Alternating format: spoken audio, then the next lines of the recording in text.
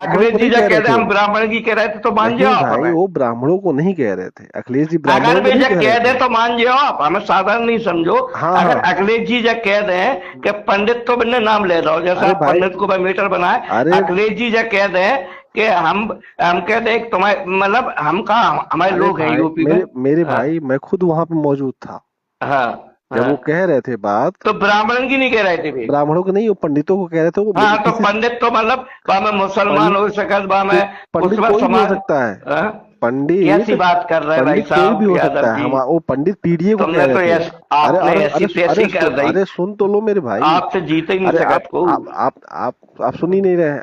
और सुन रहे। अखिलेश जी का बयान है कि हमारा भगवान पीडीए है।